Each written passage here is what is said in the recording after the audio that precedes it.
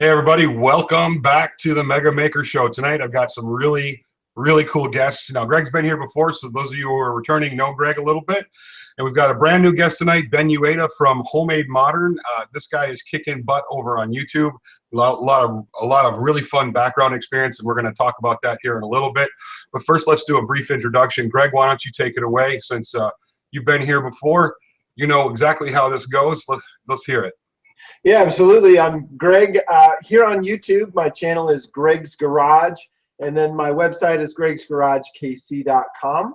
And I do projects. I always say that I have kind of a woodworking, metalworking channel, but it's veiled as a woodworking, metalworking channel, but it's really about design. And it's exciting for me to have another person on the show tonight who's focused on design. So it's really great to have Ben on the show.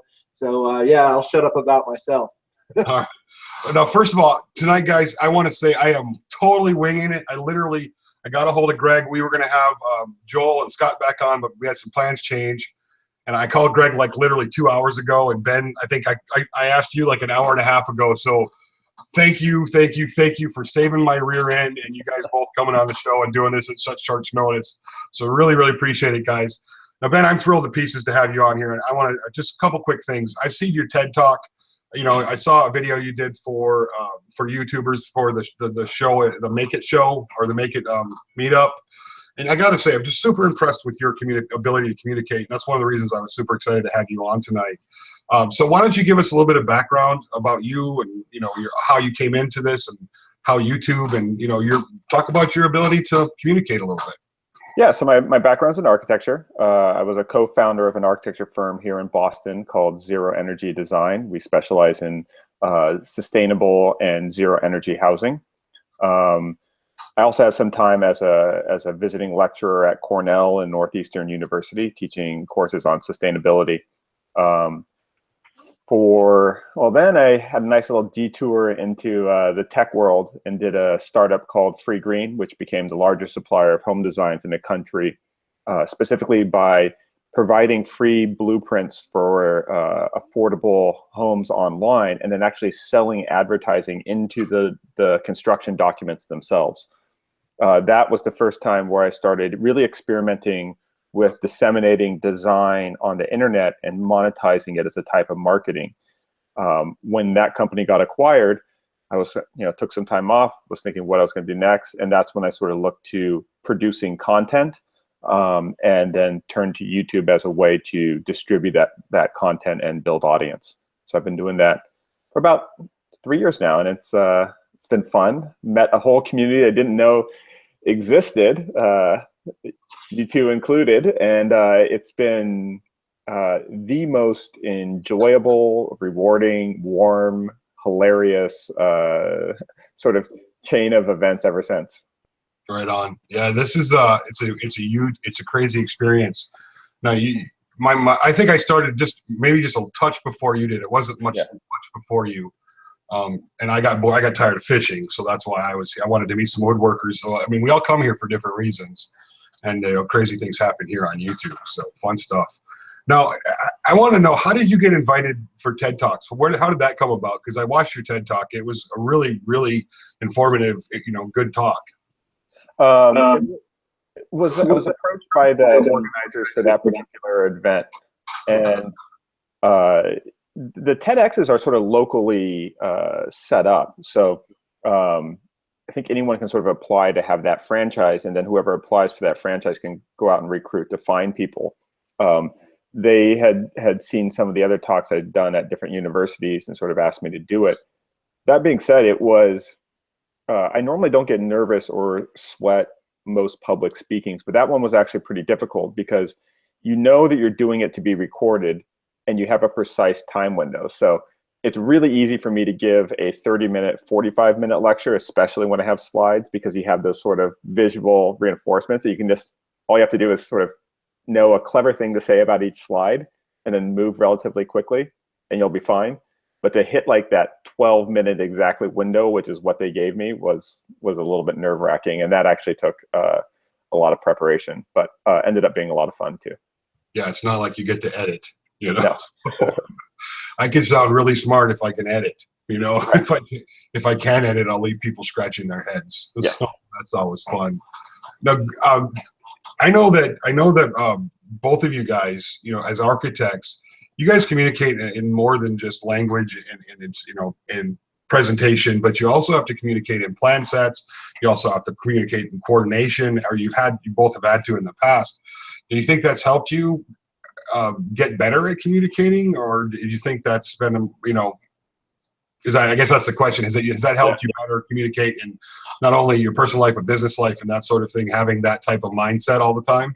Yeah, I think so. So I think when I was doing sort of raising capital for the tech company that I founded, it was very helpful for there because we were able to sort of, I think we had probably like the best looking sort of PowerPoint presentations, which is not uncommon from architects. The other thing about an architecture education is that you actually present live by yourself in front of a board of professors on the regular. That's your day-to-day life. You don't take a lot of tests, you don't write a lot of papers, but you have to stand up in front of your work and just and often get pretty harsh criticism while you're standing up there all alone.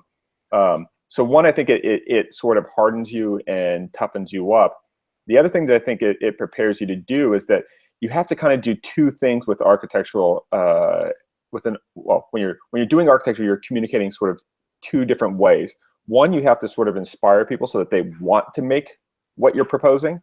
So the sort of inspirational part that you do with renderings and visualization is you have to give people a reason to spend millions of dollars, because there is no such thing as a cheap building. You have to convince them to spend millions of dollars to make an idea come to about. And then you have to communicate the technical part that actually shows them how to do all the details of that. And so, you know, different architects sort of are better at one side of that than the other. I was better at the sort of probably the visualization and the inspirational part. And I have an awesome business partner, Stephanie Horowitz, who's just amazing at the sort of technical parts, which are essential, and they keep you from being found out as an eventual fraud because your buildings link and stuff.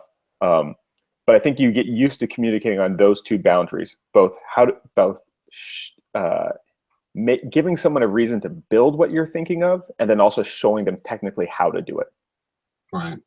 That's a scary world for me. And I mentioned in the description box and both on that and on social media that's really, communication is probably where I am the worst, because I have all these ideas and trying to communicate them is difficult for me, you know, and watching you guys communicate ideas and design on a daily basis, and, you know, having that skill set, to me, it's very, it's motivating. It makes me want to learn to do better, I guess. Well, you know, I don't agree.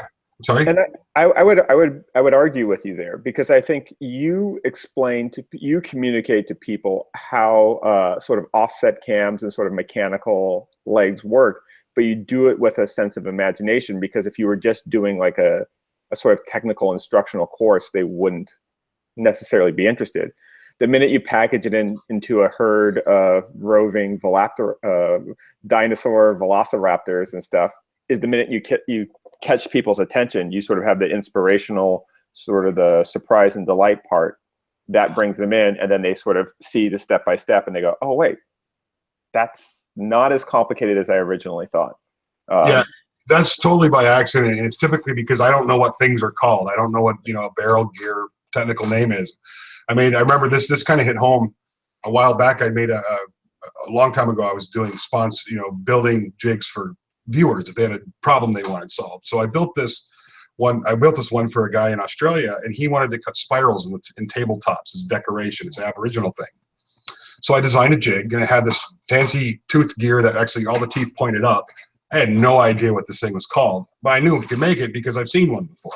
So I built it. And Matthias Wandel commented on the video, and he goes, "Well, that's a really cool use of a crown gear." I'm like, "Oh, so that's what it's called." So, you know, when I'm explaining things, 9 times out of 10, I don't even know I don't know the technical name for it. I don't look it up because I don't need it. I just know how to make it. So that's the only reason it comes across that way. Otherwise, I'd have people all screwed up.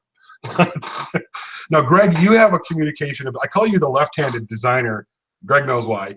He does his mouse with his left hand when he's doing his design work. So he's got his right hand free for keyboard stuff. And but you have this network of communication that you use daily. I mean, through emails, through phone calls, through how you manage to do what you do on the level that you do it is insane.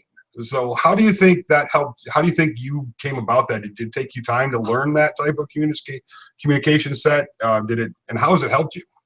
Well, I can tell you very similarly to Ben. There's different things you're trying to communicate, but there's also different groups you're trying to communicate with. And I know I just ended my sentence in a preposition there. I should have said that different, but communication 101, right? But there's different groups, and we talk all the time at our office about style adjustment, style adjusting, and it's knowing your audience and then speaking to that audience in terms that they can understand, or understanding what they can and can't understand. And I will admit, I am terrible at communicating with the people who are closest to me, whether that's my wife or the teammates I work with daily, you know, on what I would call the micro tasks of a project.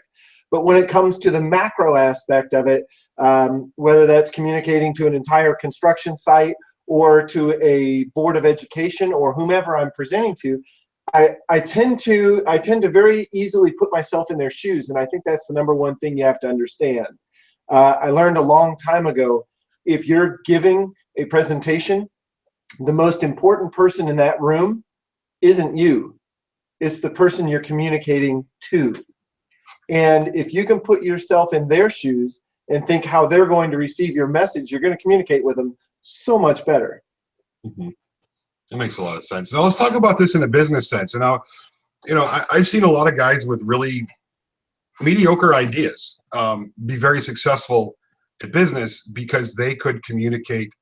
They had communication, and what I mean by communication is their ability to communicate and to sell ice to Eskimos was incredible. You know, they could make you believe you needed something you didn't through words and through communication. So let's talk about this from a bit.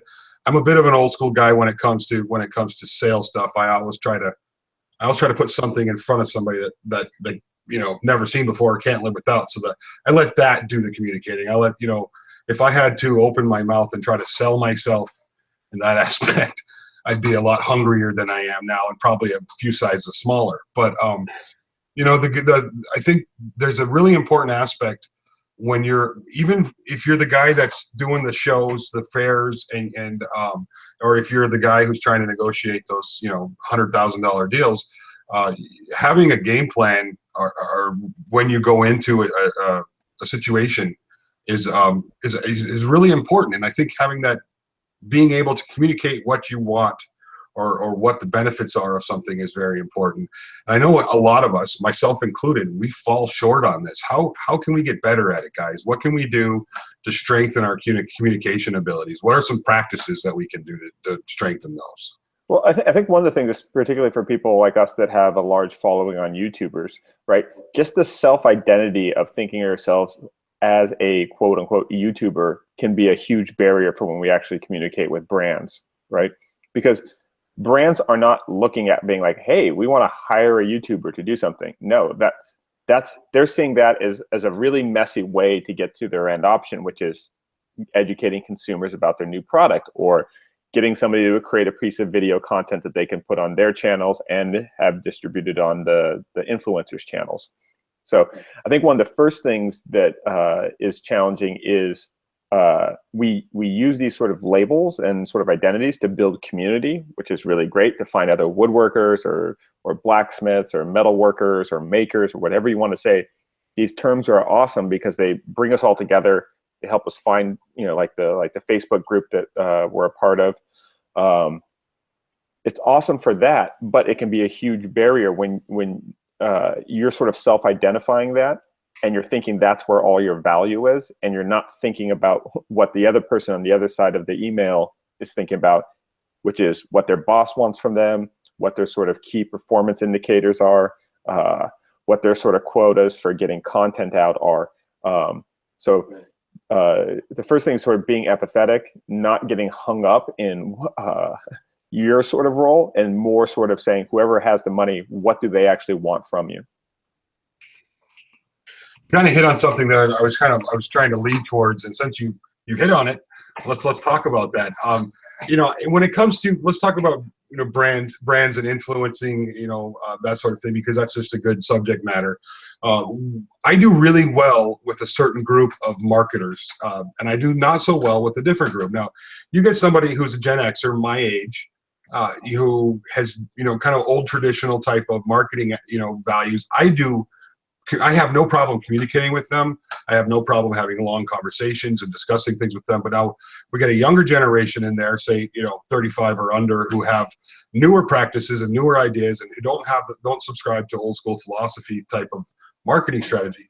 I don't communicate with them well because I don't understand it. And I think that's probably one of the things that we just hit on, is understanding what the person that you're talking to is getting out of the conversation. How can you defining communication is imparting information.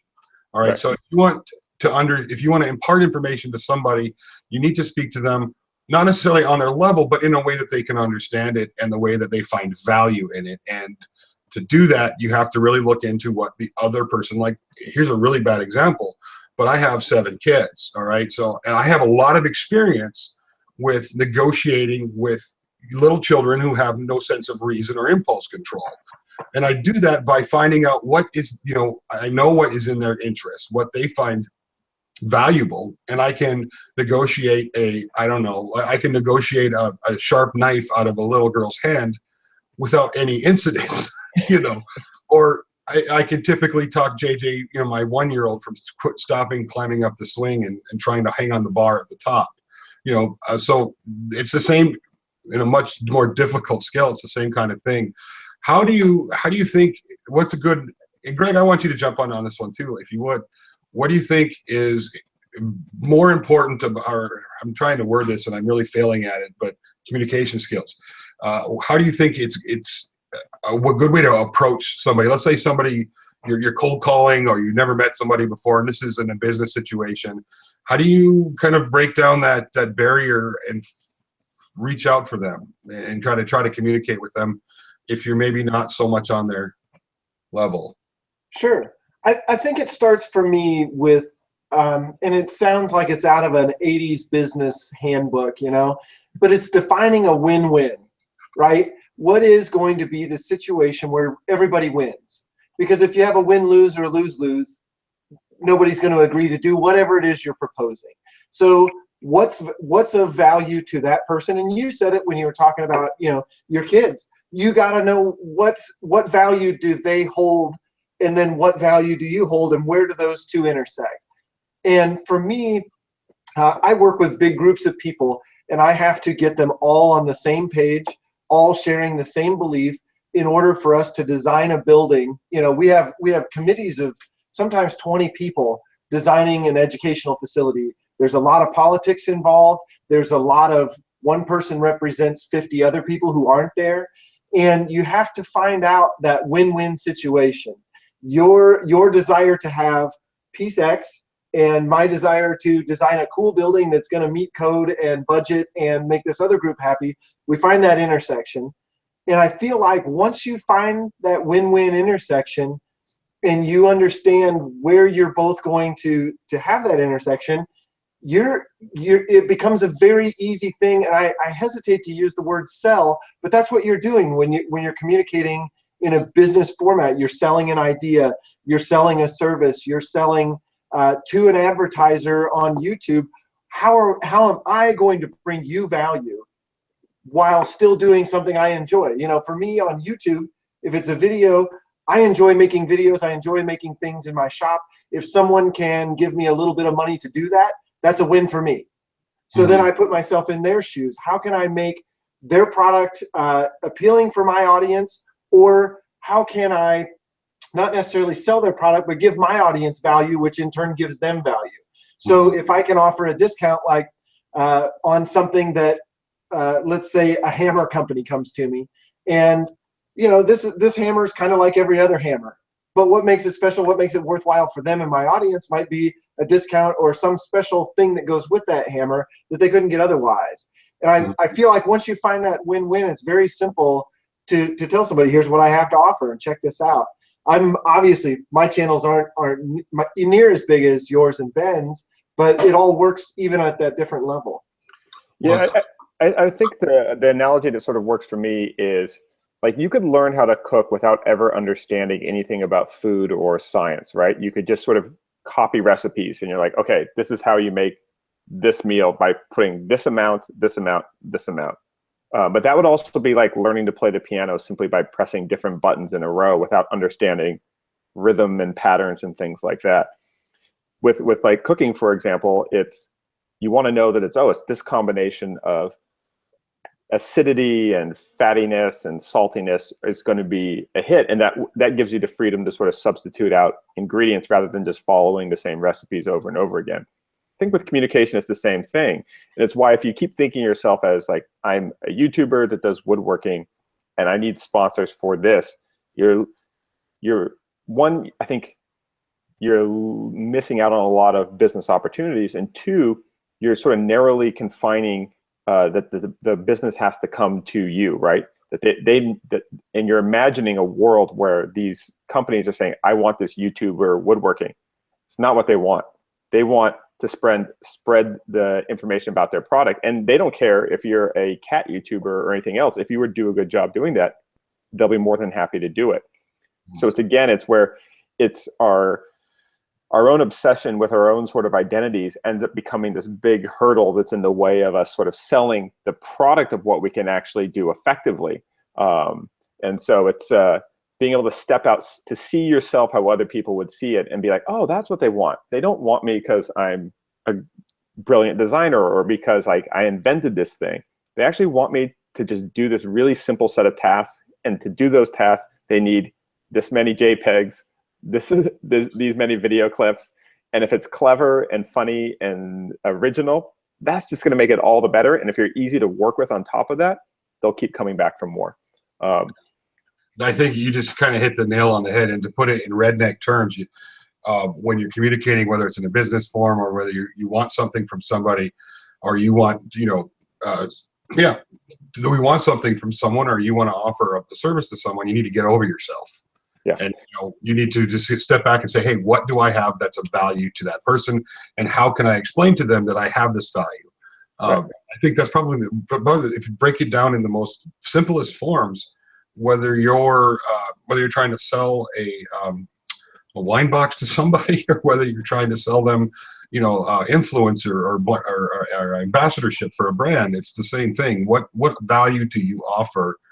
And I think more times than not, I think it's probably where a lot of younger YouTubers and younger business people get into trouble, because their confidence levels are way too high, and they come off when they come off that way, it can be very off-putting to a lot of people. Right. If you're talking to a person who is a Gen X, 40s, or up marketing guy, they don't care for that type of attitude. So no. So you really kind of nailed it right there. And you've done such an amazing job, and this goes back to your ability to communicate with what you've done on YouTube. And I'll hit on that for a minute, if you don't mind. JP, I saw your question, and we'll come back to that in a minute. So you guys, if you have questions, throw them up there. I'm watching the chat section, and we're going to start hitting questions up here in just a few minutes. So JP, I'll come back to your question in just a minute. That's a very good question. But before we do, let's talk about Ben for a second. I'm just excited he's here. Ben, you've started this thing where people are copying you now and following in your footsteps, which is absolutely flattering and wonderful that you've set the standard for what you've done on YouTube, where you've made yourself very accessible to a very large audience, which gives you just huge potential growing, huge potential for growing and taking what you're doing.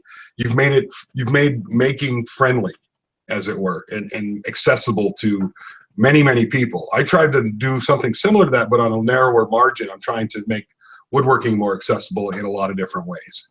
You're making home improvement, all this stuff, more accessible to everybody, really. And you've done it in a very non-threatening, non-show-off,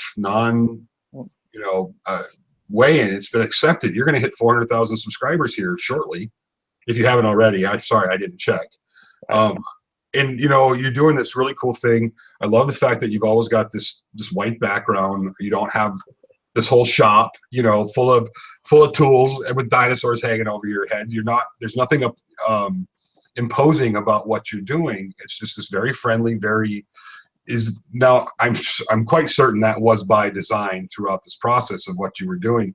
Can you talk a little bit about why you decided that, what led you to that, instead of, say, you know, maybe a YouTube channel that was strictly about just design? Instead you're teaching people design instead of just sharing design.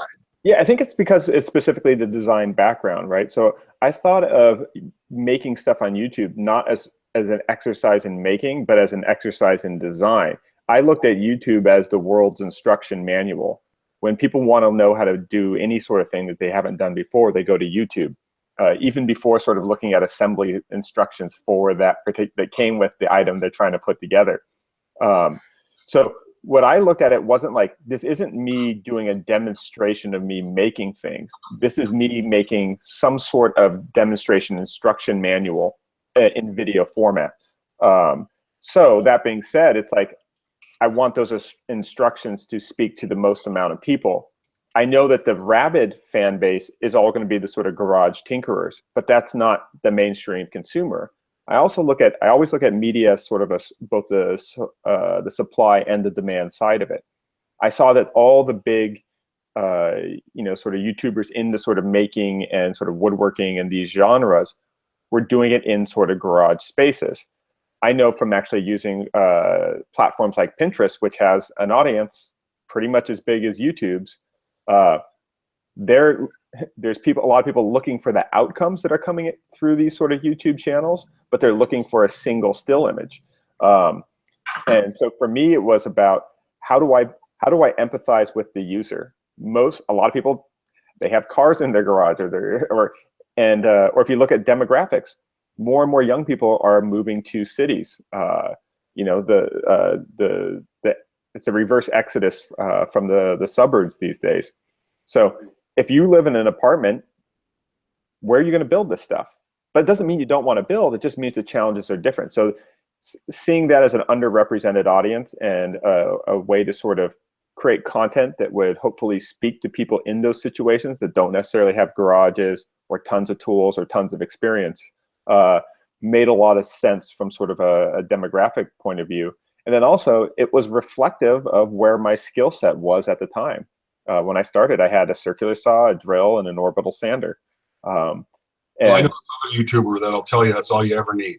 Yeah, no, you can make pretty much, you know, you could totally outfit a home with, you know, going to Home Depot and with those 3 tools, and you can get those 3 tools for under $200. Now, will they be the most precise as using like a Festool Domino or something like that? Of course not.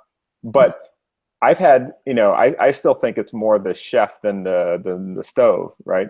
If somebody understands cooking, they can go to the dollar store and whip up something pretty amazing.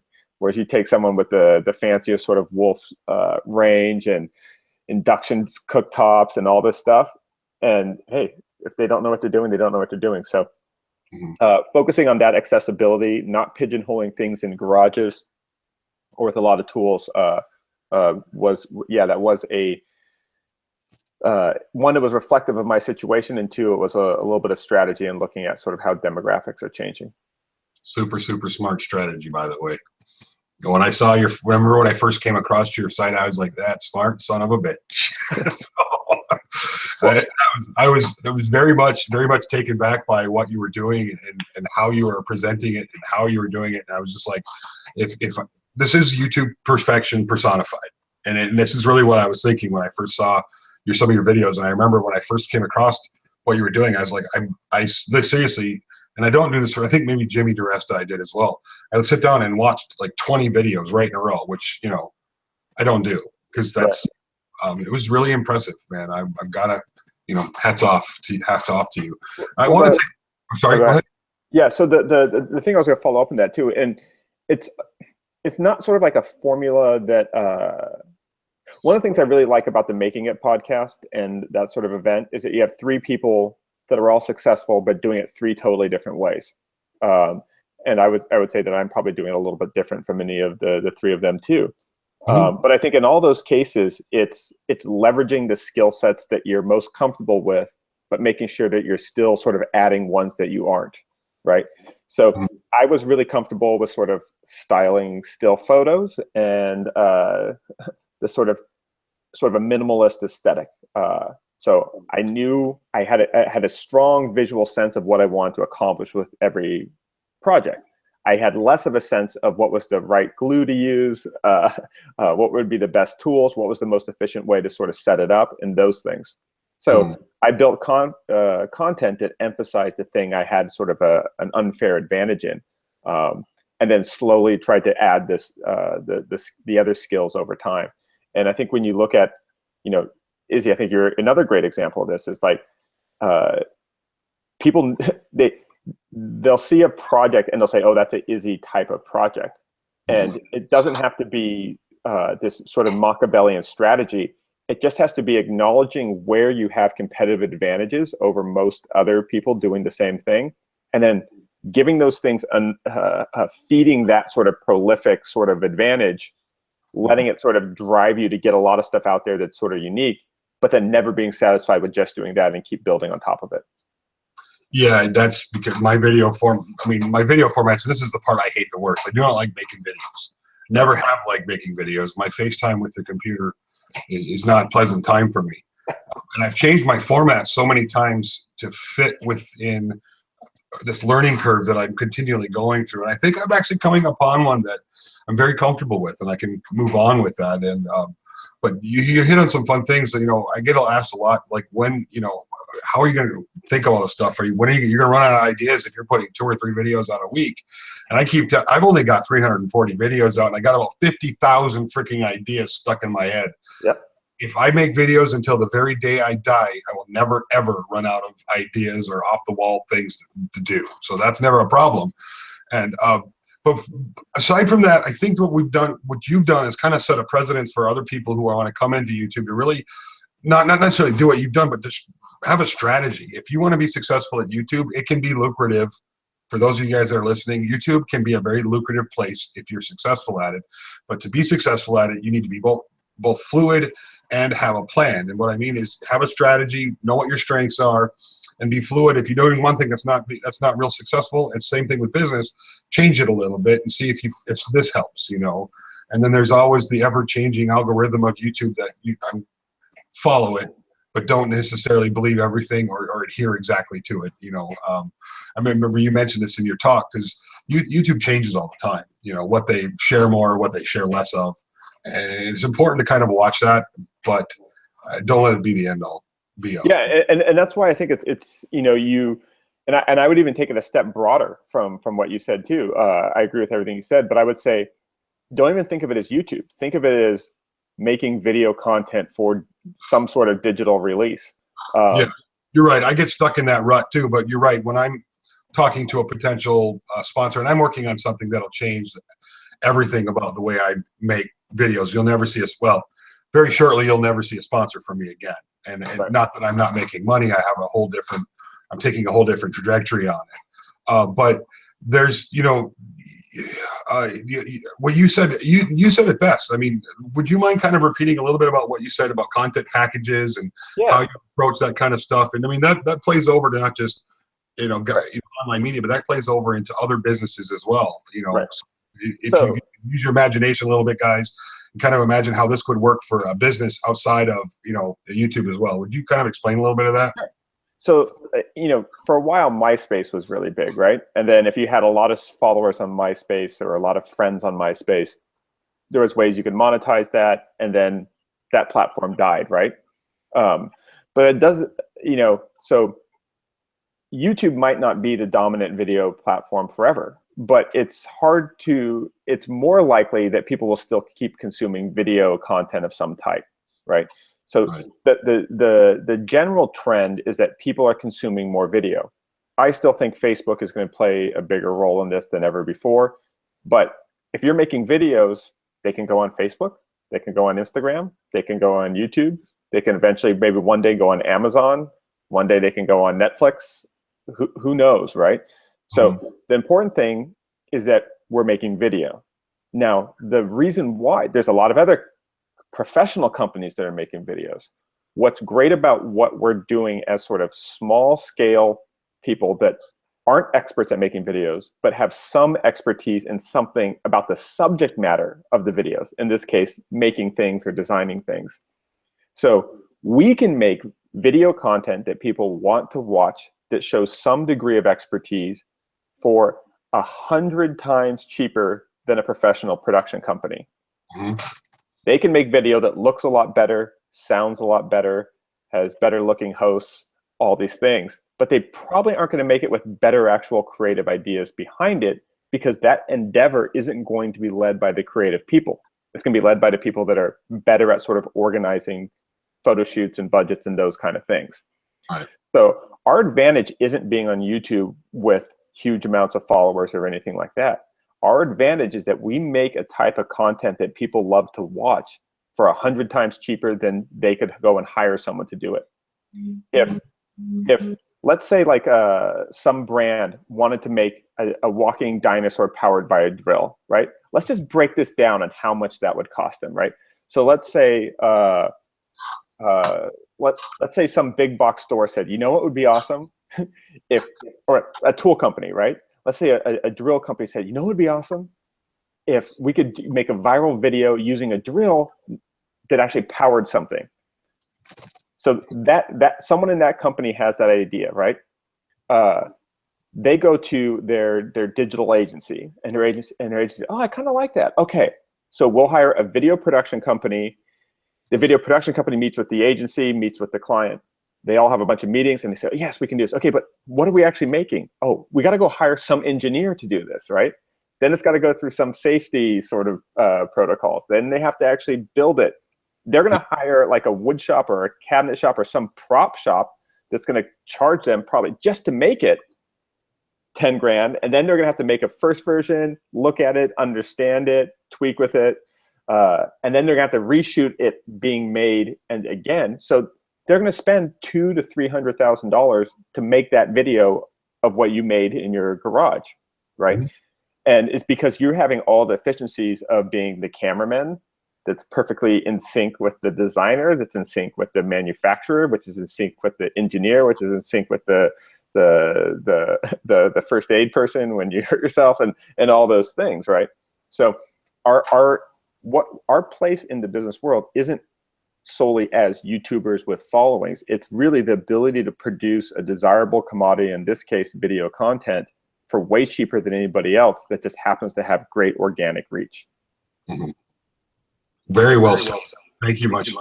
Oh, got a little feedback. Sorry, guys. Greg, I want to start answering questions from the audience, and this one is something I'd like you to take because I know you have a lot of experience with this.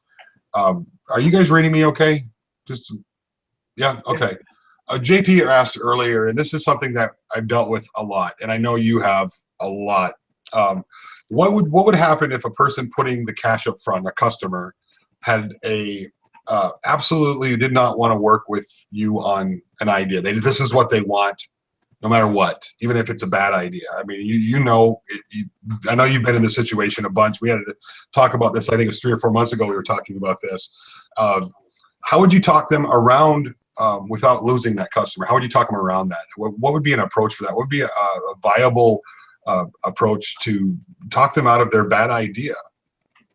Well, oh man, I'm trying to remember what I said a few months ago to make sure I don't contradict myself. But part of it is as a maker, as a designer, as a builder, whatever you want to call yourself, you've got to set a standard that you won't cross a certain line. I mean, there's some things that you just have to pass on, and that's hard for a lot of us who work for a living.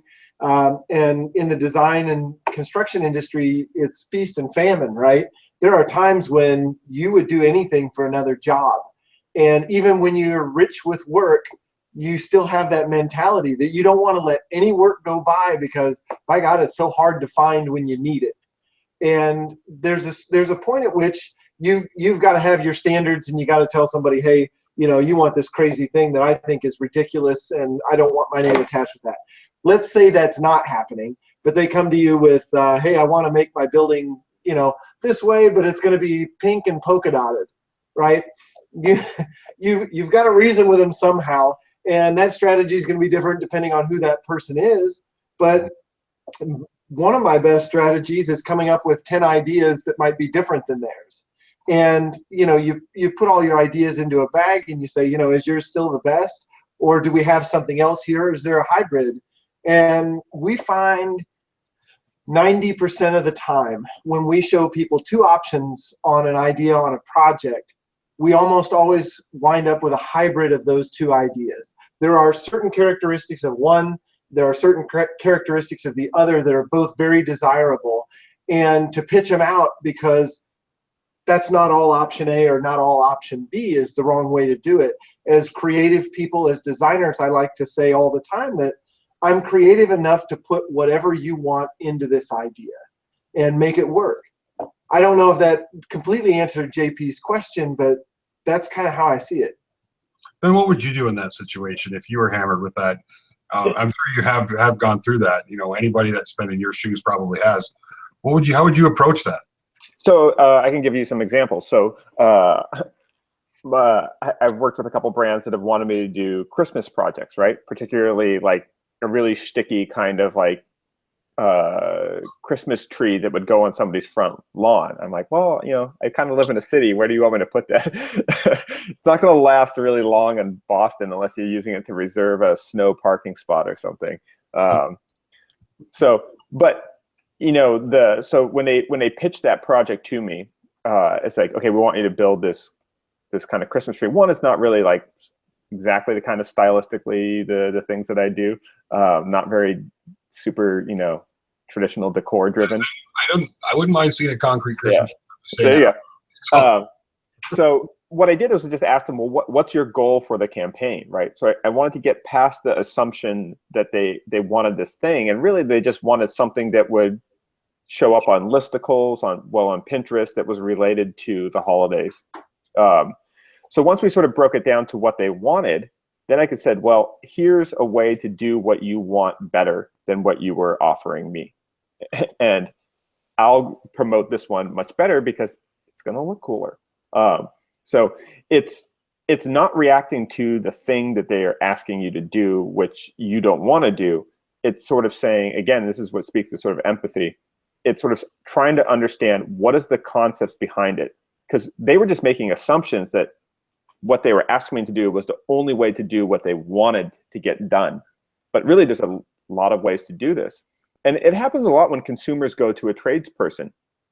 They'll be asking for one thing. Really, they want the solution, but they did a little bit of Googling and a little bit of internet research, and they're asking for the wrong thing because they feel like that's the answer and they want to be an informed consumer.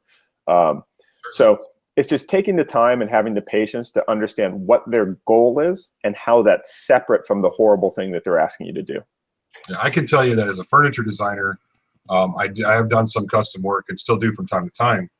I get every once in a while a customer who will come up with a photograph of something and say, hey, can you make this only different?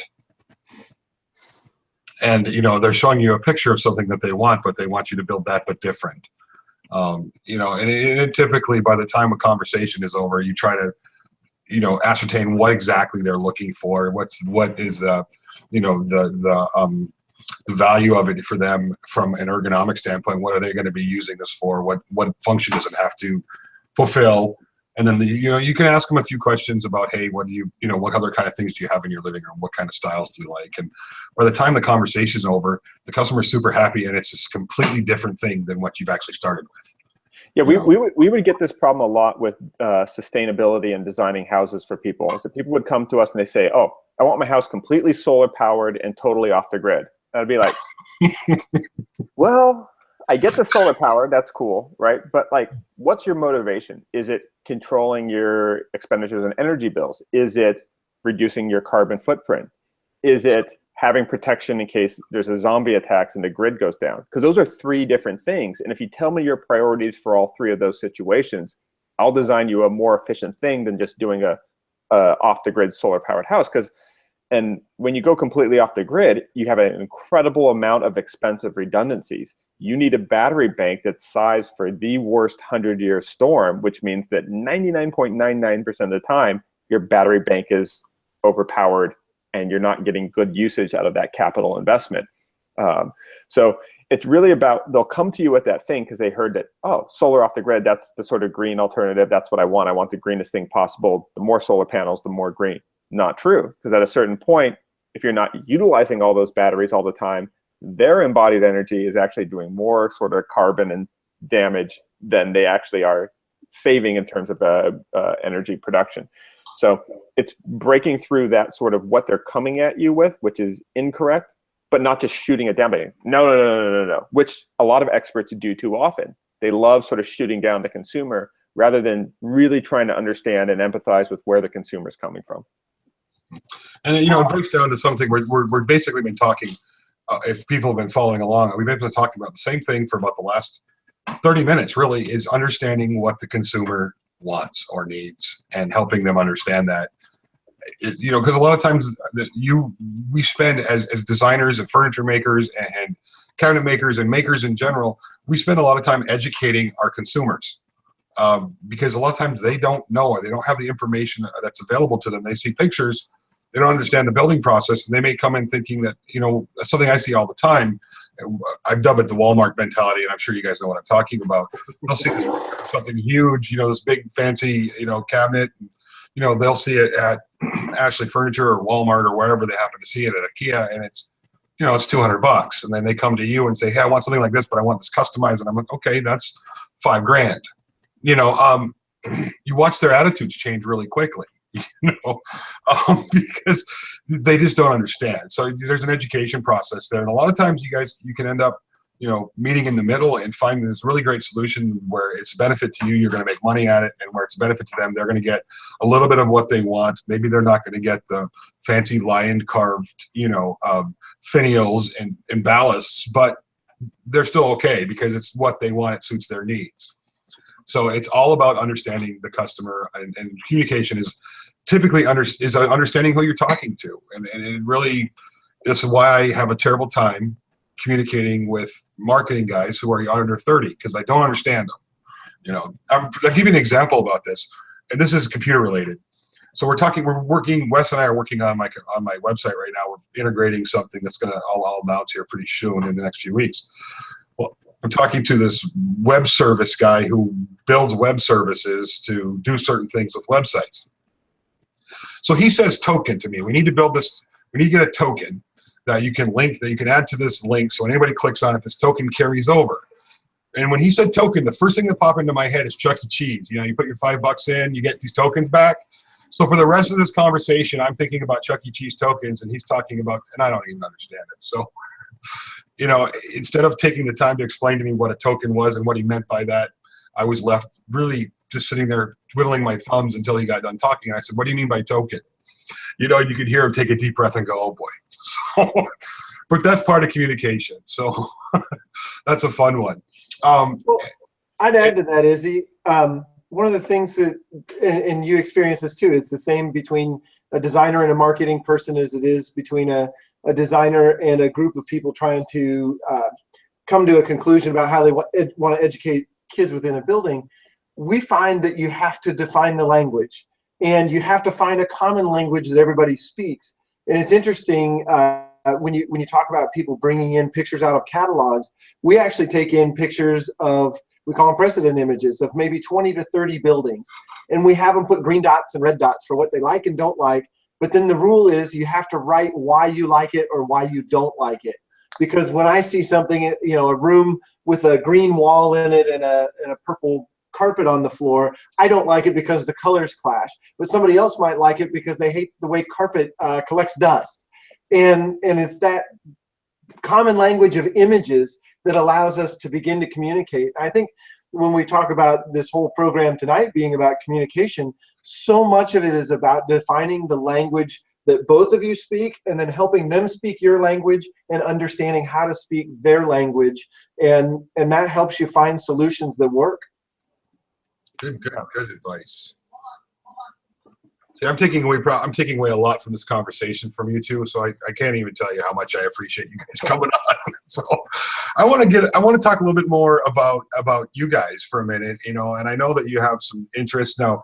Greg, you're going to be over where Ben's playing at right now in just a few weeks, aren't you? That's the hope. We have our final meeting on Monday morning to discuss whether my sabbatical starts in January or in April.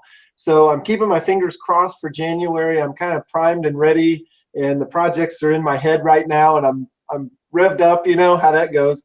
But I do have about $40 million worth of work that's going to get finished up here in the next couple months, and that's priority number one. We lost one of our teammates here a couple weeks ago, so we've got to find either someone to replace her, or I've got to delay my sabbatical. So I'll either be in Boston here in a couple weeks or here in a couple months. Ben, you got a couple weeks to help these guys out? No. I'll help him out with the build space when he gets there. I'll help with the orientation and the tours. Right on. I'm a little bit jealous of you. I took a little bit after we talked today, Greg. I came home, and the first thing I did was sit down and look at Autodesk and some of the videos and spaces that, wow, I didn't realize. You know, when we talked earlier, and I was like, man, I wonder what that's all about. So I was just like, oh, I want to play with those big boy toys. So it's forcing me to spend so much time learning Fusion because I want to be able to get there and take full advantage of the time that I have on site. Right it's going to be amazing. Yeah, I have to admit, unfortunately, I deleted Fusion from my computer a few months ago.